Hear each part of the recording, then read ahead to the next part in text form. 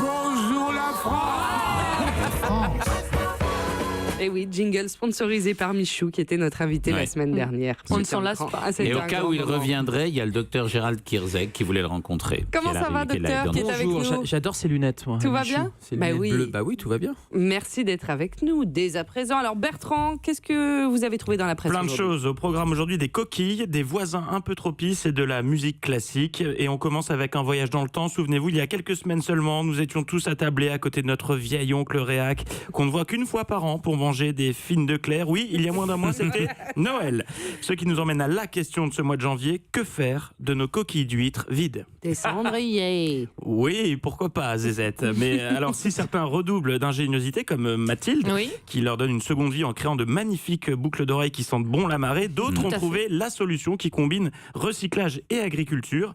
Ouest France nous apprend que la société vendéenne Bâti Recycle va utiliser ses coquilles pour nourrir les terres. C'est-à-dire? Comment ça marche? Après stockage, les coquilles d'huîtres seront broyées au début de l'été jusqu'à obtenir une espèce de poudre qui sera très riche en calcaire et en potassium. Et c'est idéal hyper chic. pour les J'imaginais grandes bien que tu cultures. les mettais pas en entier comme ça dans la terre pour les nourrir. Non, mais pourquoi Je sais pas? pas pourquoi, j'imaginais que c'était de la poudre. Et ouais. pourquoi pas? Donc si vous habitez en Vendée, vous avez jusqu'à la fin du mois pour déposer vos coquilles d'huîtres dans les bennes installées à cet effet. Super. Bah oui, c'est Et sympa. puis À part ça, le courrier de la Mayenne décrit le calvaire que vit Dominique, un habitant de Laval depuis des années. Je cite: on pisse devant chez moi depuis 30 ans. Oh, le pauvre. Ce Levallois n'en peut plus et on le comprend. La porte d'entrée de sa maison se trouve dans une ruelle entre deux bars. Bah, voilà. Et depuis 30 ans, donc, les fêtards viennent se soulager devant sa porte. Bah, il habite dans une rue de la soif. Et oui, c'est ça, exactement. Et Dominique précise que alors, la plupart sont des garçons, mais il a aussi vu des filles.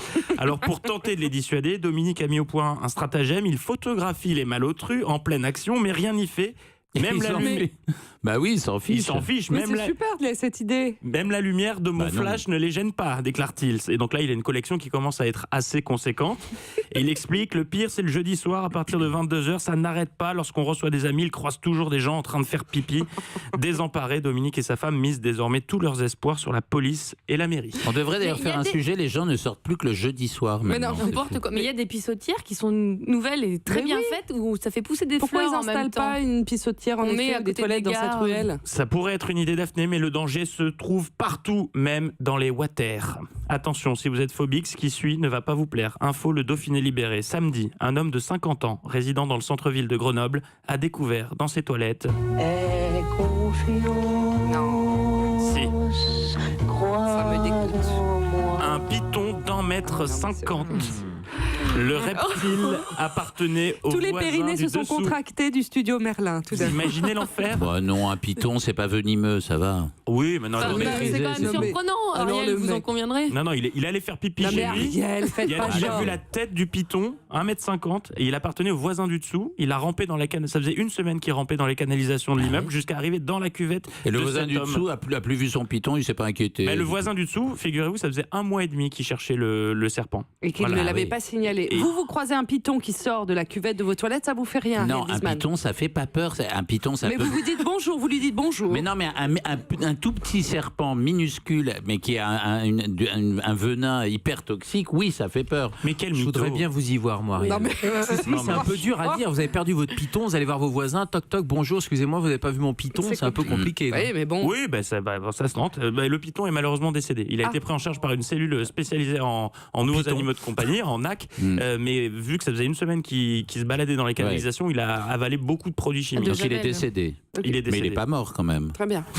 Bon, alors. Allez, et on referme tire la ce chasse tour d'eau. de France avec de la musique classique. Ça va nous faire du bien. Quoi de plus beau qu'un opéra?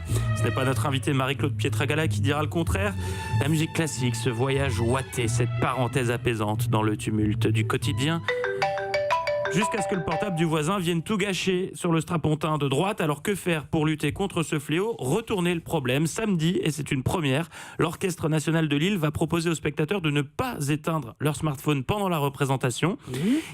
Après avoir téléchargé gratuitement l'appli Smartphony, développée dans le Nord-Pas-de-Calais, les spectateurs pourront envoyer avec leur téléphone portable des indications de tempo et de nuances qui seront diffusées sur un écran géant afin que le chef d'orchestre puisse interagir avec le public. Oula. Waouh. C'est complexe quand même. Bon, vous nous direz C'est si ça très a complexe, fonctionné. mais c'est intéressant. C'est une quand bonne, même. c'est une Très bonne idée. initiative. Ça se passe samedi prochain. Ça se passe samedi, mais je précise que le dernier acte se fera sans smartphone parce que le chef d'orchestre veut quand même rappeler que c'est pas mal aussi d'écouter simplement. On la va musique. suivre ça de près, on va Ouais. leur téléphoner, voir si ça a fonctionné. Ouais, moi je Une crois, belle je crois que si on résume un peu votre chronique, il faudrait que les gens pissent dans des coquilles d'huîtres et s'ils ne le refont pas, on leur envoie un python. Voilà, un peu Et puis, près.